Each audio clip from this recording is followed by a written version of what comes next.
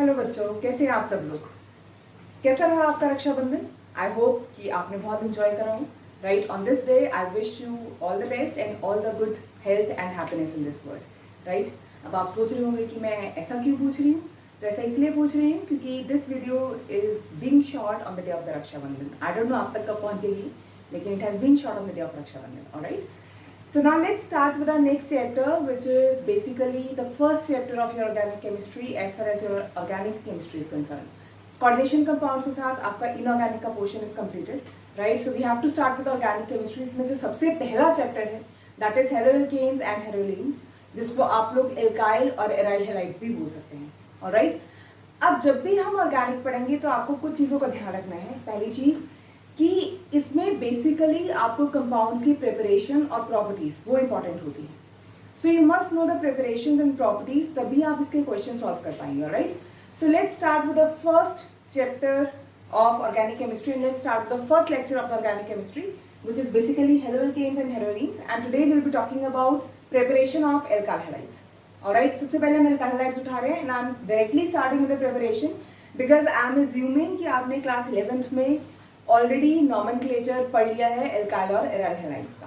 Alright, अब preparation में सबसे पहली चीज क्या है, कहाँ से बनता है। तो it is formed from basically 4 methods. One is from alcohols, next is from alkanes, third is from alkenes and last is from RX-। अब let's discuss all this one by one. सबसे पहले एक ब्रीफ इंट्रोडक्शन अगर मैं दूं तो पहली चीज मैंने लिखी है यहाँ पे फ्रॉम एल्कोहल्स। अब आप सबको पता है अगर मैं एल्कोहल्स की बात करूं तो एल्कोहल्स का मतलब है ROH। राइट, अब ये ROH से कहां जा रहा है, ये ROH से RX बना रहा है।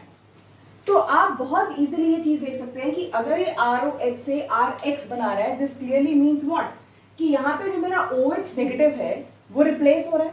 Right, so in this case this OH negative is replace by what, X negative. मतलब OH नेगेटिव को रिप्लेस कर दिया आपने किससे, X negative. So one nucleophile is replace by another nucleophile. So this means this is a kind of nucleophilic substitution reaction. You must know, right? तो alcohol से जब भी RX आप बनाएंगे तो this reaction will be a kind of nucleophilic substitution reaction. तो अगर आपको ये समझ में आ जाएगा तो आपको बहुत जल्दी इस रिएक्शन की जो बाकी डिटेल्स है वो समझ में आ जाएंगी। Alright? So you must keep this thing in mind as far as first preparation is concerned. Now next preparation is from alkanes. Now if I talk about alkanes, तो alkanes का मतलब है जैसे सबसे सिंपल alkane में लेती हूँ let's say CH4, right? इस CH4 को आपको रिप्लेस करना है लेट्स से CH3X के साथ। तो इस केस में भी देखो मैं इसको ऐसा लिख सकती हूँ। राइट, सो यहाँ again this H is replace by what, this H is replace by X. So this is again a kind of a substitution reaction and you will learn this in your in the chapter, in the course of this chapter. This is free radical substitution and you must have learned something about this in class 11th, right? तो पहले वाला was nucleophilic substitution, second case में this is what, this is free radical substitution. Right, now let's come to the next one which is from alkenes. अब similarly यहाँ पे मैं सबसे simple alkene उठाती हूँ let's say CH2 double bond CH2. मुझे यहाँ से इसको CH3CH2X बनाना है।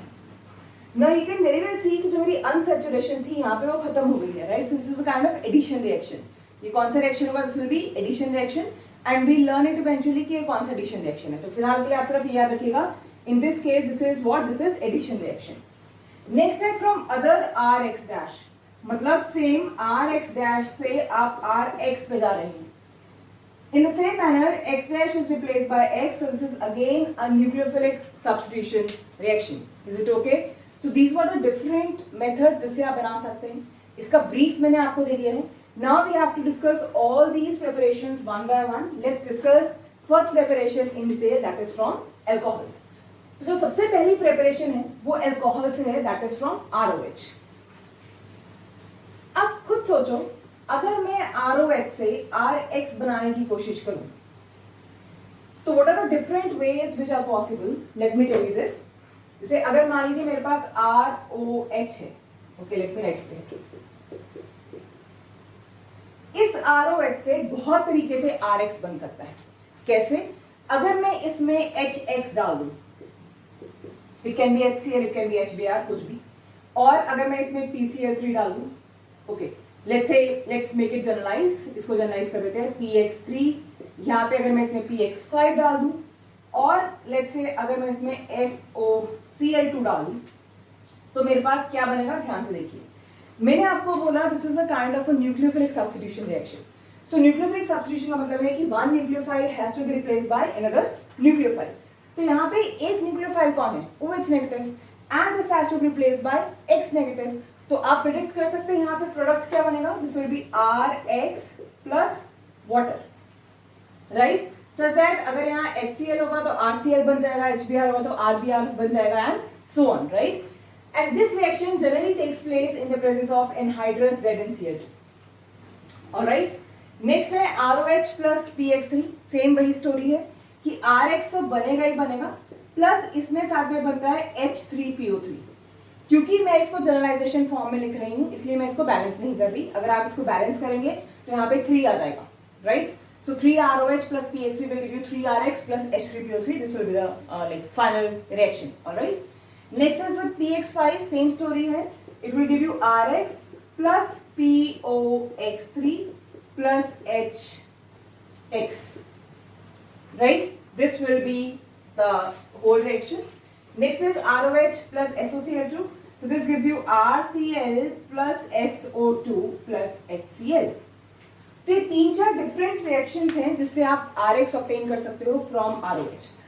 अब हर रिएक्शन के बारे में कुछ ना कुछ इंपॉर्टेंट चीज है जो मैं आपको बता रही हूं। Let me tell you this. First case में ये जो आप लिखते हैं ना HX प्लस एनहाइड्रस ZnCl2, इस पूरे रेजेंट का जो नाम है this is called as Lucas reagent. इस रेजेंट को बोलते हैं Lucas reagent, and this reagent is used to detect the presence of primary, secondary and tertiary alcohol. I hope आपको पता है कि primary, secondary और tertiary alcohols क्या होते हैं, right? You have already read this in your class 11th. आपको primary, secondary और tertiary के बारे में class 11 में पता है, right? अब how this is used to detect कि कौन सी alcohol है, तो उसके लिए आपको एक छोटा सा point समझना पड़ेगा। मैंने थोड़ी देर पहले आपको ये बताया था कि ROH से जो RX है, This is a nucleophilic substitution reaction. ये क्या है, ये nucleophilic substitution reaction है जिसमें one nucleophile is replaced by another nucleophile. तो कहने का मतलब क्या है कि जब ये एक nucleophile इसको छोड़ के जाएगा तो जो तुम्हारा पीछे बचेगा substrate वो R positive बचेगा। Now this R positive is what? This R positive is carbocation. ये क्या है, carbocation। और आपने पढ़ा होगा क्लास 11th में कि कार्बोटाइंस की स्टेबिलिटी क्या होती है, 3 डिग्री, 2 डिग्री एंड 1 डिग्री। तो कहने का मतलब क्या है कि 3 डिग्री कार्बोटाइन सबसे ज्यादा स्टेबल होता है, इसलिए 3 डिग्री कार्बोटाइन सबसे पहले बनेगा। This means what? This means कि out of primary, secondary and tertiary alcohol, जो टर्शियरी अल्कोहल है वो सबसे पहले ये कार्बोटाइन बनाएगा, तो इसका जो टर्शियरी अल्कोहल है सबसे पहले रिएक्शन शो करेगा, right. And this is the base of this Lucas reagent test, कि जब आप ल्यूकास रेजेंट डालोगे तो जो अल्कोहल, let's say you have 3 test tubes, एक में प्राइमरी है, एक में सेकेंडरी, एक में टर्शियरी अल्कोहल है, आपको नहीं पता कौन सी टेस्ट ट्यूब में कौन सा है, राइट। लेकिन जैसे आपने ल्यूकास रेजेंट डाला जिसमें सबसे पहले तुम्हारे पास रिएक्शन होगा, right, in the form of turbidity और in any kind of form जिससे आपको पता चले कि रिएक्शन हो रहा है, जिसमें सबसे पहले कोई भी केमिकल रिएक्शन जो भी टेस्ट ट्यूब शो करेगी वो टर्शियरी अल्कोहल की होगी, राइट।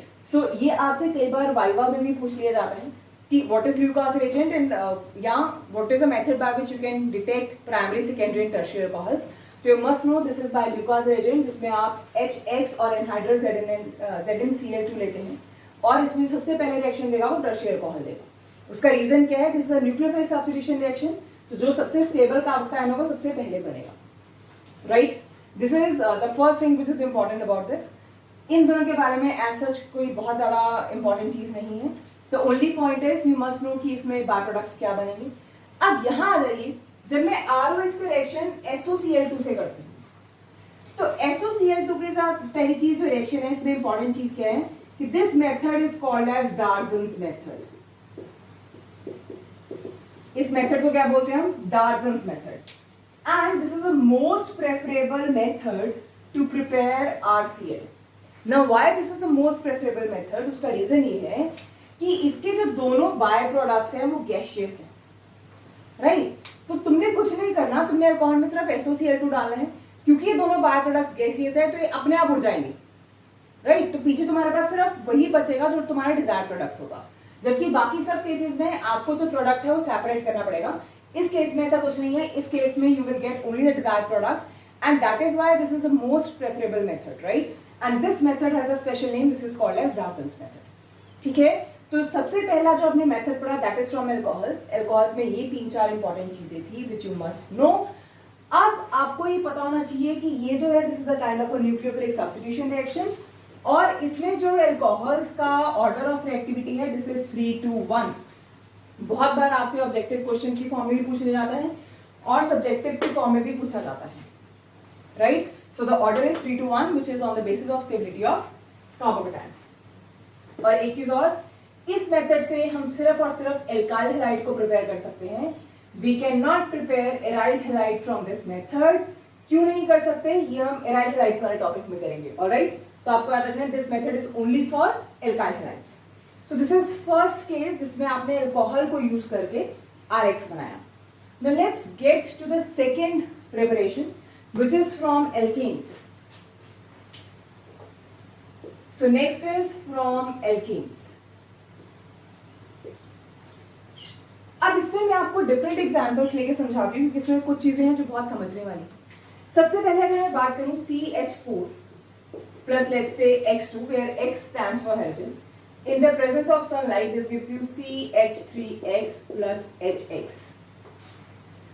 सबसे पहली चीज ये है जिसे मैंने आपको पहले बताया था कि this is a free radical substitution reaction and you must have got this by now because मैंने यहाँ पे H न्यू यानी कि सनलाइट लिखा है और आपको पता होगा कि सनलाइट की प्रेजेंस में जो मेरे हेलोजेंस हैं दे show homolytic fission. Do you understand homolytic fission? अगर आपको पता है what is homolytic fission do answer me in the comment box, alright. So in the presence of sunlight this X2 will show you homolytic fission जिसकी presence में ये जो है free radical बनाएगा और फ्री रेडिकल के बाद तुम्हारे पास ये चीजें बनेंगी, right. This was the first case जिसमें आपके पास सिर्फ एक ही पॉसिबिलिटी है that is we have only one carbon, right. Let's move to the second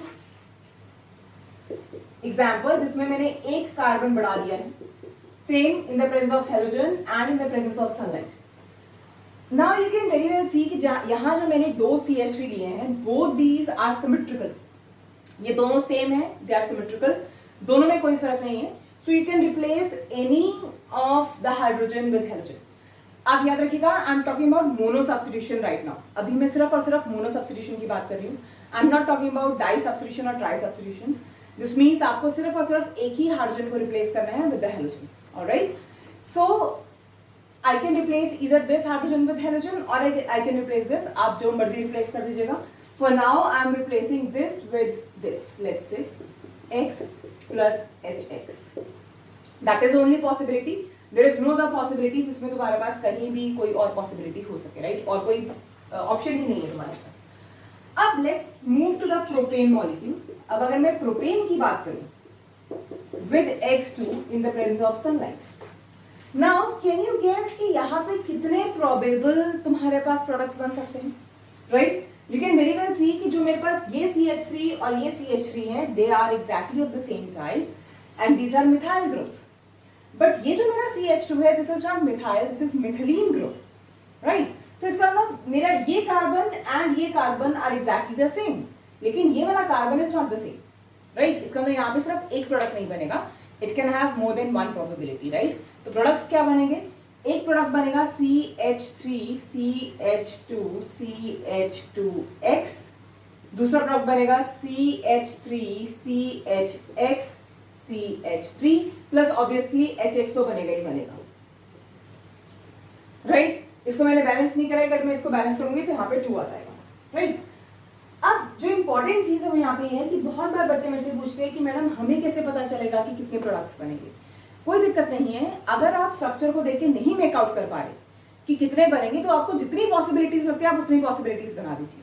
उसके बाद जब आप उसका नाम देंगे तो आप खुद से समझ आएंगे। फॉर एग्जाम्पल यहाँ अगर मैं इसका नाम दूं तो लेट्स से अगर ये क्लोरीन होता तो इट वुड बी 1 क्लोरोप्रोपेन, है ना। इसका नाम वुड बी 2 क्लोरोप्रोपेन। लेकिन अगर मान लीजिए कोई ऐसा बच्चा जिसको ना पता चले और वो यहाँ भी लगा देता है X, है ना, मान लीजिए कोई भी बच्चा एक प्रोडक्ट ऐसा भी बना देता, सपोज तो जब आप इसका नाम लिखोगे, आप इसका नाम फिर से 1-क्लोरोप्रोपेन लिखोगे, इसका नाम this and this they are exactly same, right. तो अगर एग्जैक्टली सेम है तो दोनों में से एक ही कंसिडर होगा ना, then you will come to know कि इसमें कितने प्रोडक्ट्स बनेंगे। ऑलराइट, वैसे देख के पता चल जाता है, अगर आपको देख के नहीं पता चले तो you can take the help of IUPAC। Alright, अब ध्यान से देखो, तो यहाँ पे तुम्हारे पास ये प्रोडक्ट्स बने हैं।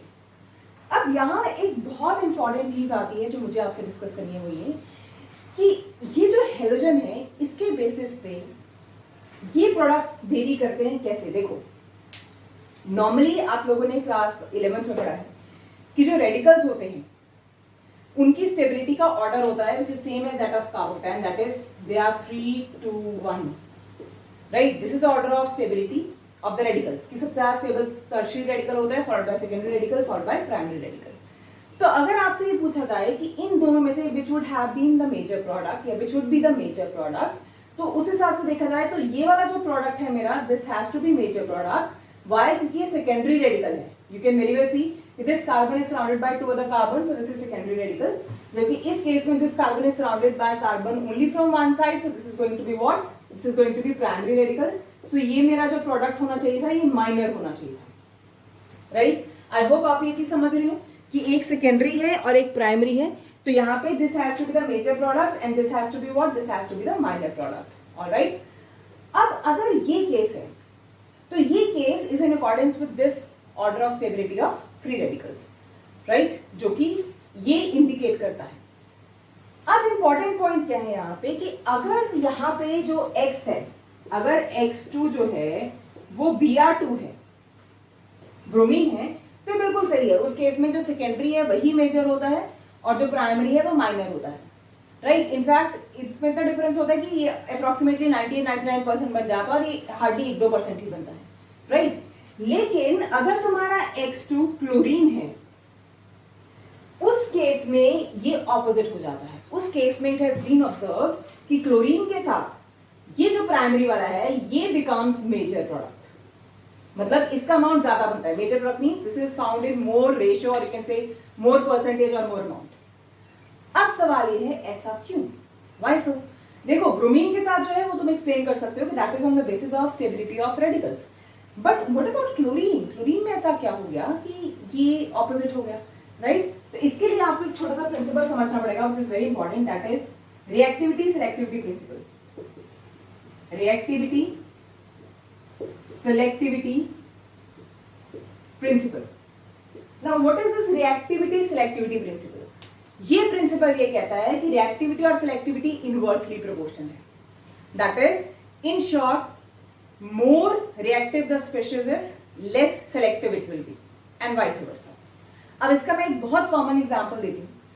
कॉमन एग्जांपल क्या है कि देखो, अगर मान लो जैसे let's say I go for a shopping, right, और you go for a shopping, और आप लोग ये सोच के जाते हो वैसे कि नहीं, मान लो आपको कोई जैकेट या शूज खरीदने हैं, तो आप ये सोच के जाते हो कि मुझे इसी कंपनी या इसी ब्रांड की जैकेट खरीदनी है, इसी ब्रांड के शूज खरीदने हैं, राइट, इसी कलर के होने चाहिए, राइट, और उस पर इस तरह की ही शेप होनी चाहिए या ऐसी हुडी होनी चाहिए, नहीं होनी चाहिए।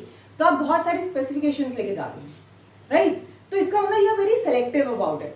आप ये सोच के जा रहे हैं पर्टिकुलरली कि मुझे इसी ब्रांड का जो कोई चीज है वो खरीदनी है, इसी कलर की खरीदनी है, right, and it has to be just the way I want it to be, right. This means you are very selective. तो if you are very selective, क्या तुम्हारे लिए शॉपिंग करनी आसान होगी? नहीं, क्योंकि उसके सिवा उसमें जो भी वेरिएशंस होंगी आपको वो एक्सेप्टेबल नहीं होंगी, right. So it will be very difficult for you to find out that kind of product for you. लेकिन मान लीजिए ऑन द कंट्रेरी कोई एक ऐसा बच्चा है या कोई एक ऐसा पर्सन है जो सिर्फ ये सोच के आता है कि यार मुझे शूज खरीदने हैं और मुझे जैकेट खरीदनी है, जैसी मर्जी मिल जाए, राइट, बस मेरे साइज क्यों नहीं चाहिए, दैट्स इट। कोई कलर स्पेसिफिकेशंस नहीं है, कोई ब्रांड स्पेसिफिकेशंस नहीं है, कुछ नहीं है, तो ऑब्वियसली वो तुमसे जल्दी शॉपिंग करके वापस आ जाएगा। समझ रहे हो क्यों? क्योंकि वो लेस सिलेक्टिव है। तो जो लेस सिलेक्टिव होगा उसको जैसे दिखेगा कि ठीक है, उसने कोई लेट्स से कोई एक पर्टिकुलर ब्रांड की जैकेट ट्राई करी, उसको पसंद आ गई, उसके साथ ले ली, राइट। एक पर्टिकुलर ब्रांड के शूज ट्राई करे, उसको पसंद आ गए, उसने ले लिया। क्यों? क्योंकि वो सिलेक्टिव नहीं था, राइट। जो सिलेक्टिव नहीं था वो ज्यादा रिएक्टिव है। ज्यादा रिएक्टिव मींस वो जल्दी से शॉपिंग कर लेगा, राइट। तो सेम स्टोरी यहाँ पे क्लोरीन और ब्रोमीन के साथ है। जो क्लोरीन है, क्लोरीन लेस सेलेक्टिव है।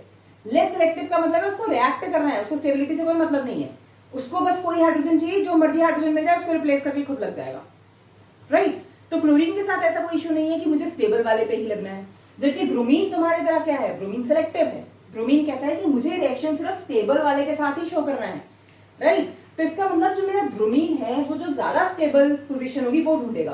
तो ज्यादा स्टेबल पोजीशन कौन सी है, ये वाली, सेकेंडरी वाली। तो ऑब्वियसली जो मेरा ब्रोमीन है वो यहाँ पे रिएक्ट करेगा, मतलब इट विल टेक टाइम, वो क्योंकि वो सेलेक्टिव है तो वो टाइम लेगा, राइट। और वो पर्टिकुलरली यहीं पे रिएक्ट करेगा। इस वजह से इसका जो अमाउंट है वो ज्यादा बनेगा in case of bromine, and in this case secondary will be a major product. लेकिन अगर मैं क्लोरीन की बात करूं तो क्लोरीन को ऐसा कुछ नहीं है, राइट। क्लोरीन को जहां भी हाइड्रोजन इजीली अवेलेबल हो जाएगा वहां रिएक्ट कर जाएगा। अब तुम खुद सोचो, ये जो 6 हाइड्रोजन हैं they are easily available as compare to these 2 hydrogen, right. यहाँ पे अटैक करने की प्रोबेबिलिटी क्लोरीन की ज्यादा है, obviously because of steric reasons. तो अगर क्लोरीन की यहाँ पे अटैक करने की प्रोबेबिलिटी ज्यादा है तो क्लोरीन को इस स्टेबिलिटी से कोई मतलब ही नहीं है, तो क्लोरीन यहाँ पे अटैक कर लेगा, right. And in this case that is the reason कि क्लोरीन के केस में this has to be the major product. So this is very important, you must know it, right, कि इन दिस केस अगर आपके पास ये hydrogen chlorine आता है तो primary will be the major product, और अगर आपके पास ब्रोमीन आता है तो आपके पास जो सेकेंडरी है that will be the major product, right. So this is how we can find out कि डिफरेंट एल्केन्स जो है वो कैसे रिएक्ट करते हैं, राइट। एक और एग्जांपल करते हैं जो कि बहुत कॉमनली पूछा जाता है। लेट्स से मैं यहाँ पे 2 एग्जांपल्स ले रही हूं because these 2 examples are commonly asked in the objective questions. एक है ये वाला, I am using bond line notation now in the presence of let's say sunlight, and एक ये है in the presence of sunlight। अब इन दोनों केसेस में आप देख सकते हो कि यहाँ you have CH3, ये CH3 है, ये CH3 है, राइट। तो ये तीनों जो CH3 होंगे they are same, right, so they will correspond to one type and this hydrogen corresponds to another type। तो इसका मतलब मेरे पास यहाँ पे कितनी प्रोबेबिलिटी होगी, एक प्रोबेबिलिटी होगी कि ये जो हाइड्रोजन है ये रिप्लेस हो जाए विद X, और दूसरी पॉसिबिलिटी क्या हो गई कि ये हाइड्रोजन ऐसे रही, इनमें से कोई भी जो हाइड्रोजन था it will be replace by X plus HX, alright. तो ये जो नोटेशन है दिस क्लियरली इंडिकेट्स कि ये मेरे पास CH3 है, ये CH3 है, ये CH3 है। अगर किसी भी बच्चे को ये बॉन्ड लाइन नोटेशन समझने में दिक्कत आ रही है तो ही और she must go through the nomenclature जो आपने क्लास 11th में करे है, वहां पे आपने बॉन्ड लाइन नोटेशंस करी है, ऑलराइट। नेक्स्ट है if this is a case, अब दिस मींस ये चारों CH3 मॉलिक्यूल्स हैं, राइट। तो अगर ये चारों CH3 ग्रुप्स है इसका मतलब ये जो चारों CH3 हैं they all are just the same, चारों की पोजीशनिंग सेम है। तो आप कहीं भी एक हाइड्रोजन को रिप्लेस करा के क्या लगा देंगे X, and this is how the product will be form, right. So this is all about the preparation of haloalkanes using alkanes. इसमें रिएक्टिविटी सिलेक्टिविटी प्रिंसिपल जो है वो आपको ध्यान में रखना है। आपको ये ध्यान में रखना है कि this occurs by free radical mechanism and that is why this always occurs in the presence of sunlight। और इसमें रिएक्टिविटी जो है वो डिपेंड करेगा कि आपके पास कौन सा हेलोजन है, राइट। अब एक चीज जो और आपको ध्यान में रखनी हुई है कि जब भी हम हेलोजन्स की बात करेंगे, यानी कि whenever we talk about X2 we normally talk about chlorine and bromine. अब उसमें हम फ्लोरीन और आयोडीन को क्यों नहीं कंसिडर करते, यू मस्ट नो दिस। उसका रीजन ये है कि F2 is highly reactive molecule, you know it. F2 बहुत ज्यादा रिएक्टिव होता है तो रिएक्शन जो है वो कंट्रोल नहीं हो पाता, इसलिए हम जल्दी से F2 को यूज नहीं करते। And why we don't use X2 as iodine, I2 क्यों नहीं यूज करते, क्योंकि देखो इन सब में जो एक बाय प्रोडक्ट है वो HX बन रहा है। इसका मतलब अगर मैं आयोडीन यूज करूंगी तो HI बनेगा, ये स्टेबल नहीं होता तो ये बहुत जल्दी टूट जाता है, जिसकी वजह से कई बार रिएक्शन रिवर्सेबल हो जाता है, right. So this is the reason that we don't use we don't use F2 and I2 and we generally use chlorine only। Is it okay? So these are the 2 methods by which we can prepare RX. For the rest of the 2 methods, I have to make another video because I guess it is getting longer, right? So I'll make another video for the next 2 methods. I hope you like the video, and I hope, which is more important for me, is I hope you understood everything that has been taught, right? In case you understood everything, do let me know, and in case you have any problems, also let me know, right? So this is all. Thank you so much. Stay blessed, and I'll come up with the second video now for the rest of the preparation. Thank you, beta.